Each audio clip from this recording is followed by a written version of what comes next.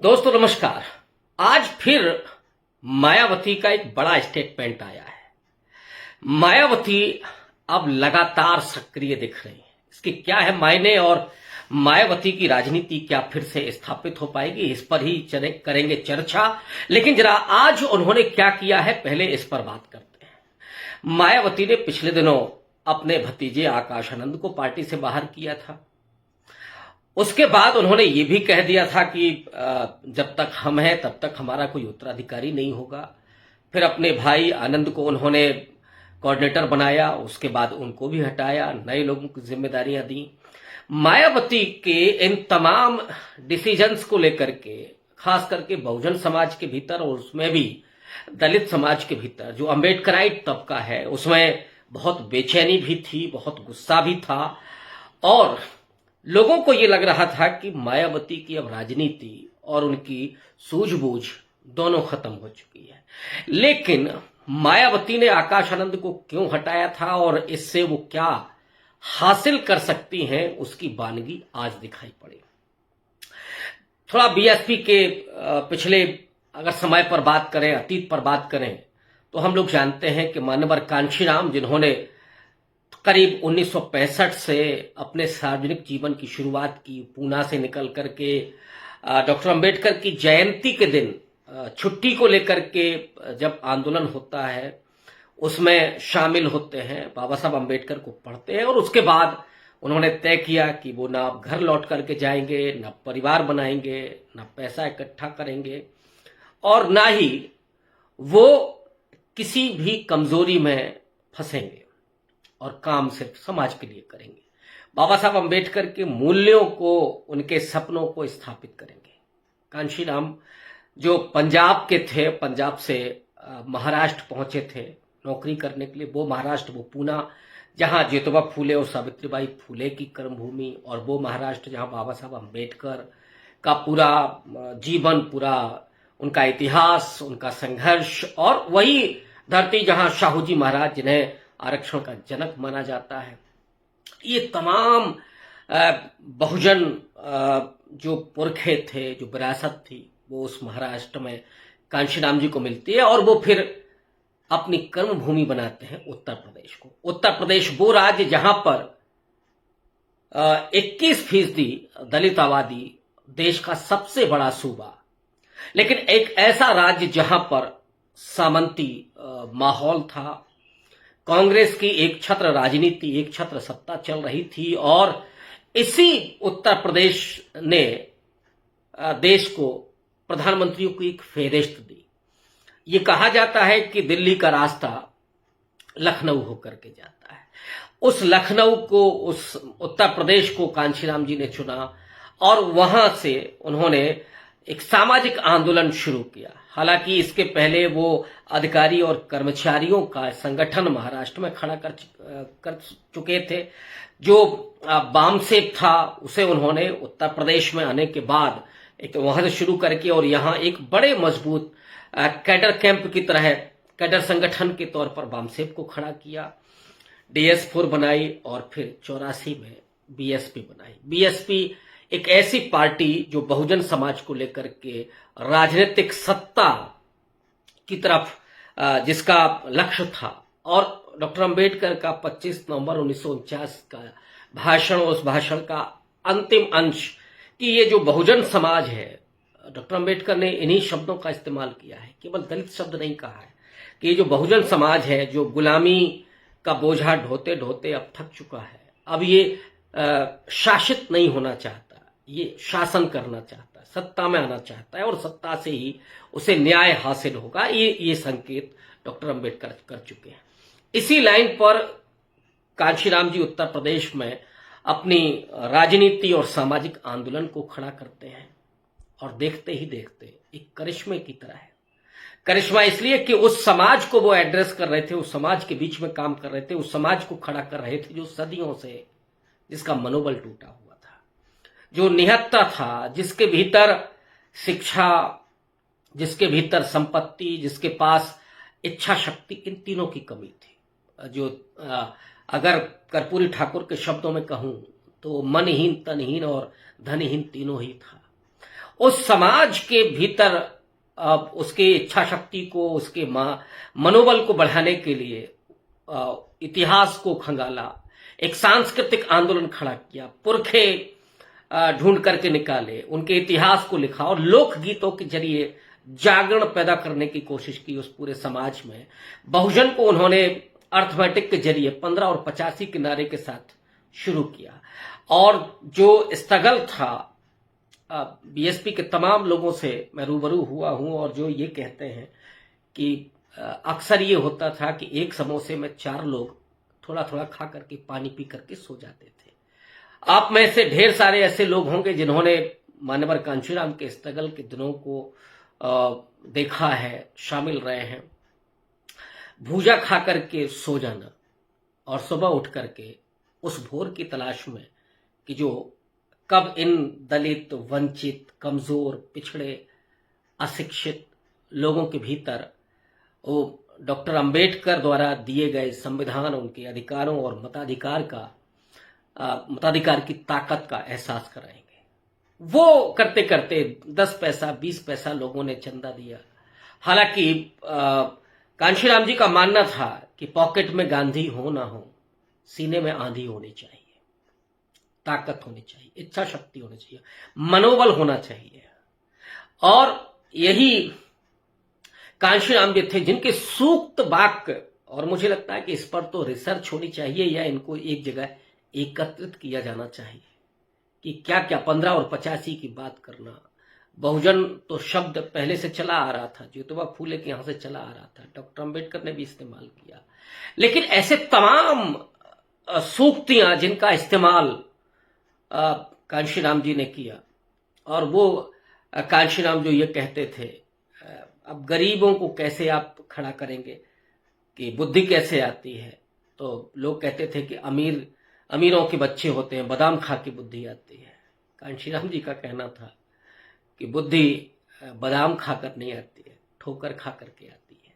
और ठोकर तो यहाँ हर किसी के नसीब में थी, अगर नसीब कहें तो हर कोई ठोकर, हर कदम पे ठोकर खा रहा था। उसको खड़ा करना कि नहीं, इससे बुद्धि आती है, इससे बल आता है, इससे आत्मबल पैदा होता है, वो कांशीराम का पूरा मूवमेंट जिसने उस समाज को जैसे मुर्दा से जिंदा कर दिया, जिसने सपनों को उड़ान दी।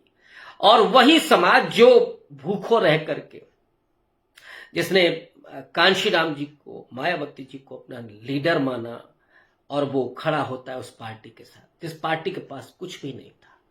10 आना, 1 रुपया, 4 आना उसने चंदा दे करके, आज की अगर तारीख में आप पूछेगा तो इसी इंडियन बैंक लखनऊ की शाखा में 104 करोड़ रुपए बीएसपी के अकाउंट में है।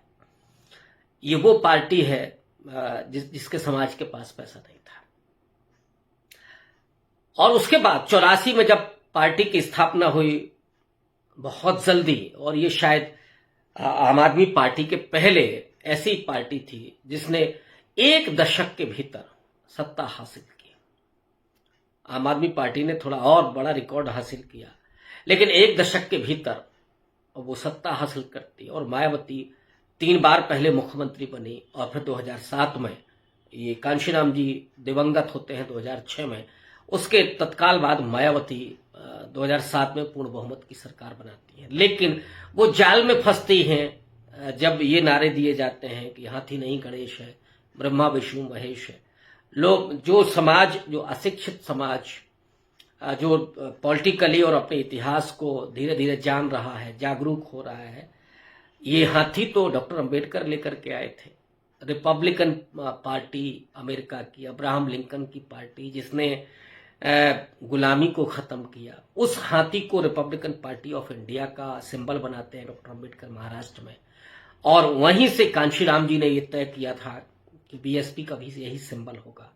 लेकिन कांशीराम जी के जाते ही ये सिंबल कैसे उस मनुवाद का शिकार हो जाता है कि वहां सतीश मिश्रा हावी हो जाते हैं। और सतीश मिश्रा जहां पे ब्राह्मण सभाएं कर रहे थे, भाईचारा समितियां कर रहे थे, और ऐसी में तमाम समितियों के बारे में जानकारी रखता हूं कि जिसमें वही दलित और समाज के लोग बैठते थे, ब्राह्मण बन करके, और ब्राह्मणों की सभाओं को बहुत सफल माना जाता था, लेकिन सच्चाई तो कुछ और थी। कुल मिलाकर के 2007 के इलेक्शन में जो 206 सीटें जीत करके बीएसपी सत्ता में आती है, लेकिन उसने जो अपना तेवर बदला था, जो कलेवर बदला था, उसी ने उस पार्टी को जमींदोज कर दिया।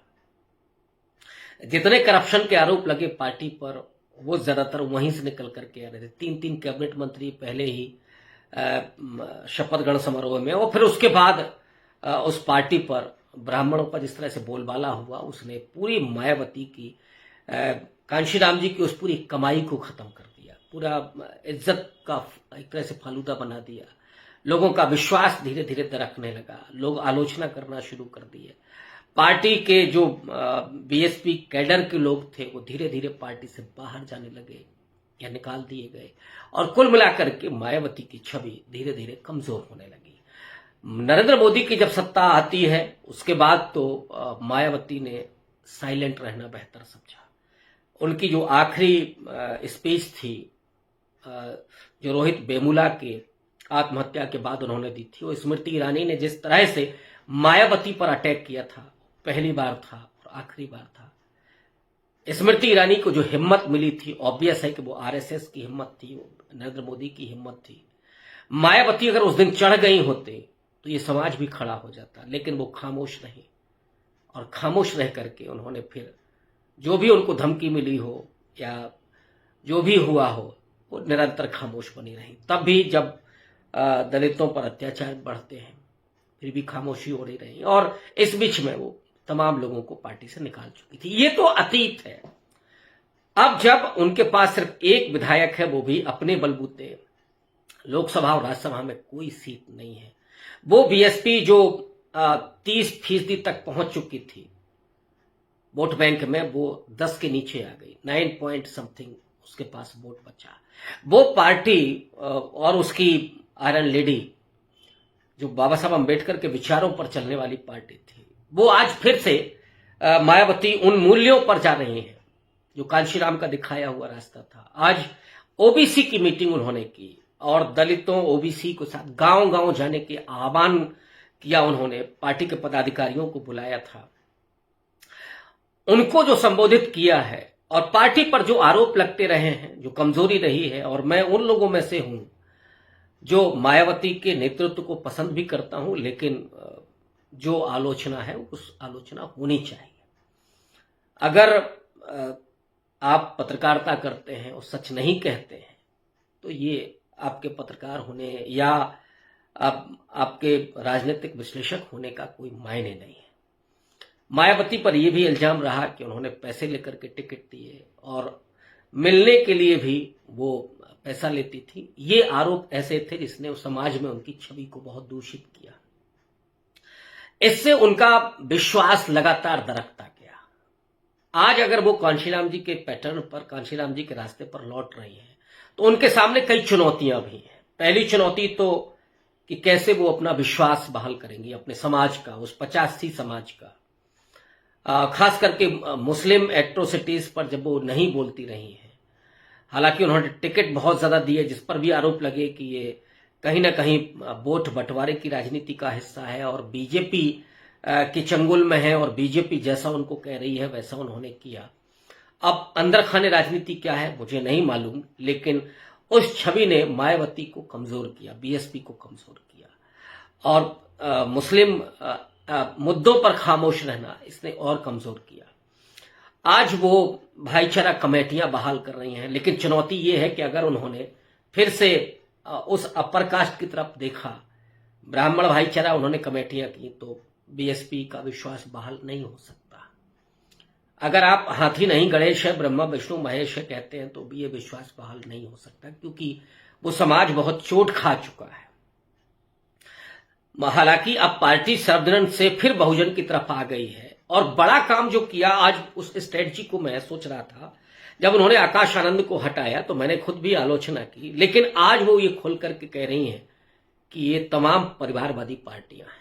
पीडीए जो समाजवादी पार्टी का नारा है, उसको तो उन्होंने परिवार डेवलपमेंट अथॉरिटी कहा। आज वो खुल करके परिवारवाद पर हमला कर सकती हैं। खास बात यह है इस समय मायावती की, वो जो आंदोलन को धार देना चाहती है, पॉलिटिकली जो पार्टी को एक्टिवेट कर रही है वो तो महत्वपूर्ण है ही, लेकिन इस समय वो खुल करके बीजेपी पर हमला कर रही है। आज उन्होंने बीजेपी, सपा और कांग्रेस तीनों पर हमला किया और ये कहा कि कांग्रेस तो गांधीवादी पार्टी है। आपको याद होगा, आप जानते होंगे कि गांधी और डॉक्टर अम्बेडकर के बीच जो तकरार रही, जो द्वंद्व रहा, हालांकि दुश्मनी नहीं थी, वो एक दूसरे का सम्मान करते हुए आगे उसी रास्ते पर, लेकिन दोनों के रास्ते अलग अलग हैं। तो जो द्वंद्व था उसको कांशीराम जी की पॉलिटिक्स ने एक शत्रुता के भाव में तब्दील किया था और उसकी मूल वजह थी कि तब कांग्रेस सत्ता में थी, कांग्रेस सामने थी। तो गांधी और नेहरू का नकारात्मक चित्र ला करके और दलितों को वहां से निकाला गया, ये उस समय की स्ट्रेटजी थी। उस स्ट्रेटजी पर बहुत सारे दलित अभी भी, खास करके जाटव समाज के लोग अभी भी उस पर भरोसा करते हैं। तो उन्होंने कहा कि कांग्रेस तो गांधीवादी पार्टी है। बीजेपी के लिए जो उन्होंने कहा कि ये आरएसएस वादी पार्टी है और आरएसएस पर राहुल गांधी भी लगातार हमले कर रहे हैं। तो आरएसएस को लेकर के एक बड़ा जोरदार हमला, और सपा के लिए उन्होंने कहा कि ये पीडीए नहीं, परिवार डेवलपमेंट अथॉरिटी है। ये पार्टियां कभी अच्छे दिन नहीं ला सकती। बीजेपी पर सीधा हमला, नरेंद्र मोदी जो उन्होंने अच्छे दिन के वादे कर रहे थे, उन्होंने कहा कि अच्छे दिन तो सिर्फ बीएसपी ला सकती है।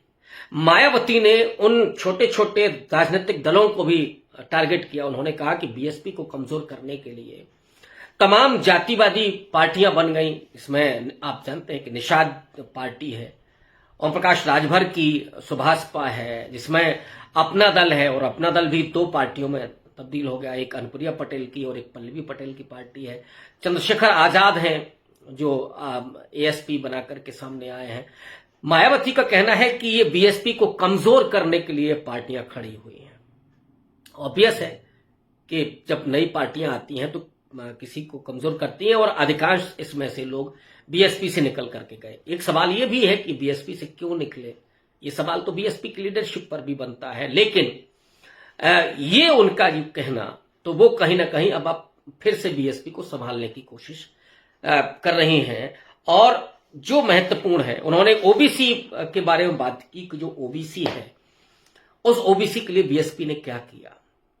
आपको याद होगा कि कांशीराम जी वोट क्लब पर जो नारा दिया था कि मंडल कमीशन की सिफारिशें लागू करो वरना गद्दी खाली करो, बीपी सिंह पर बड़ा दबाव डाला था। कांशीराम की बड़ी मेहनत थी उसके पीछे, और उसमें बहुत सारे लोगों की थी, शरद यादव की भी थी, उसमें रामविलास पासवान की भी थी, किसी को भी आप खारिज नहीं कर सकते। लेकिन बीएसपी ने एक बड़ा आंदोलन खड़ा किया था, या उस आंदोलन में शरीक हुई थी। तो मायावती ने उसका श्रेय लेते हुए कहा कि उन्होंने किया था, 27% आरक्षण दिलाने का काम बीएसपी ने किया। और जो महत्वपूर्ण बात कही मायावती ने कि उनके पुरखों को, उनके गुरुओं को, उनके महापुरुषों को पूरा सम्मान दिया। और ये बात सही है कि बीएसपी की सरकार जब थी, तो चाहे वो शाहू जी महाराज हों या ज्योतिबा फूले हों, सावित्रीबाई फूले हों, पेरियार साहब, इन तमाम जो ओबीसी के महापुरुष हैं, कर्पूरी ठाकुर, इन सबको बड़ा सम्मान दिया, जिलों के नामकरण किए, तमाम योजनाएं चलाई, ये सबसे महत्वपूर्ण। और अपने गुरु कांशीराम जी के नाम पर भी उन्होंने आवास योजना चलाई, उन कांशीराम पर जिनके पास जमीन नहीं थी, जिनके पास एक घर भी नहीं था। महत्वपूर्ण ये है। और राजनीतिक सत्ता की जरूरत क्या होती है, और क्या उसका मतलब होता है कि कांशीराम के नाम से गरीबों को आवास मिले। उन कांशीराम जिनके पास एक बिस्सा भी जमीन नहीं थी, घर भी नहीं था, एक अटैची थी जिसमें 2 जोड़ी कपड़े। और कांशीराम जी का जब इंतकाल हुआ, जब वो दिवंगत हुए, उस समय वही अटैची उनके पास थी। कभी घर लौट करके नहीं गए, कभी परिवार नहीं बनाया, कभी संपत्ति इकट्ठी नहीं की, लेकिन राजनीतिक विरासत में एक पार्टी दी, एक विजन दिया, एक तंत्र दिया और एक मजबूत सोच दी, अम्बेडकराइट विचारों को आगे बढ़ाने का काम किया। उन कांशीराम की पार्टी अतीत का हिस्सा ना हो जाए, ये चुनौती समाज की भी है और मायावती की भी है। बढ़कर की जिम्मेदारी आज अगर मायावती लेती हैं तो इसमें कोई दो राय नहीं है कि 2027 के चुनाव में एक बड़ी चुनौती बनेगी। वो बीजेपी के लिए ही नहीं, बल्कि समाजवादी पार्टी के लिए भी। और अगर कांग्रेस के साथ गठबंधन करती हैं तो फिर वो मुख्यमंत्री भी हो सकती हैं। शुक्रिया।